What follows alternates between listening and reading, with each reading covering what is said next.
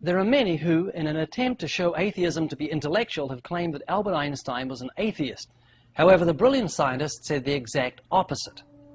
In the view of such harmony in the cosmos, which I, with my limited human mind, am able to recognize, there are yet people who say there is no God. But what makes me really angry is that they quote me for support of such views. Einstein also said, "We know nothing about God and the world at all. All our knowledge is but the knowledge of school children. Possible we shall know a little more than we do now. But the real nature of things, that we shall never know. Never." He even revealed his insightful mind with, "I see a pattern, but my imagination cannot picture the maker of the pattern. I see a clock, but I cannot envision the clockmaker. The human mind is unable to conceive of the four dimensions. So how can it conceive of a God before whom 1,000 years and 1,000 dimensions are as one?" When asked to what extent are you influenced by Christianity, he said, "As a child, I received instruction in both the Bible and the Talmud. I am a Jew, but I am enthralled by the luminous figure of the Nazarene."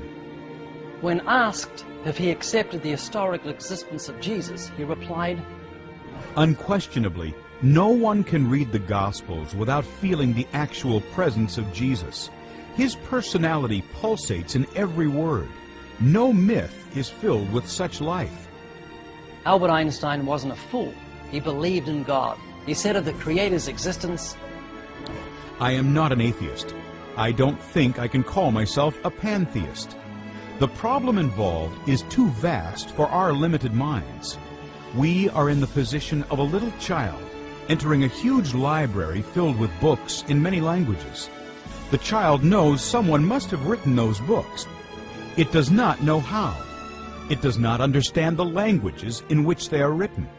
The child dimly suspects a mysterious order in the arrangement of the books, but doesn't know what it is. That, it seems to me, is the attitude of even the most intelligent human being toward God.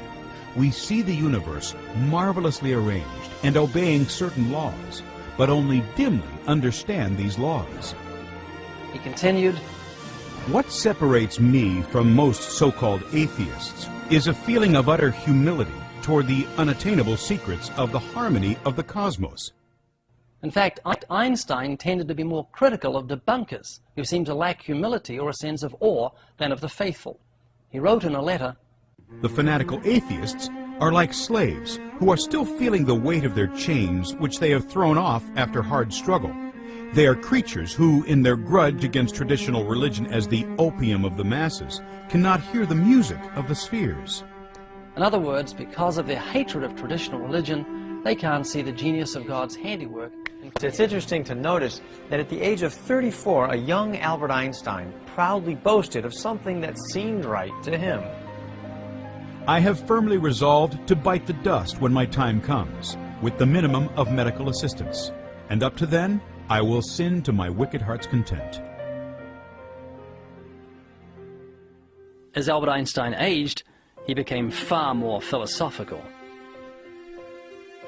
"To one bent on age, death will come as a release. I feel this quite strongly now that I have grown old myself, and have come to regard death like an old debt, at long last to be discharged. Still, instinctively, one does everything possible to postpone the final settlement. Such is the game that nature plays with us." It seems that Albert Einstein spoke biblical truth unawares.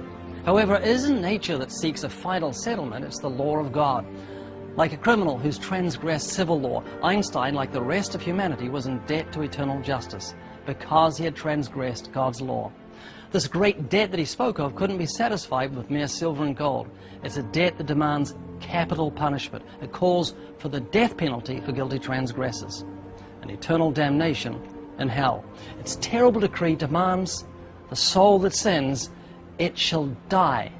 But its demand that was fully satisfied by the one who cried from Calvary's cross, "It is finished." It was paid in full by the precious blood of Jesus.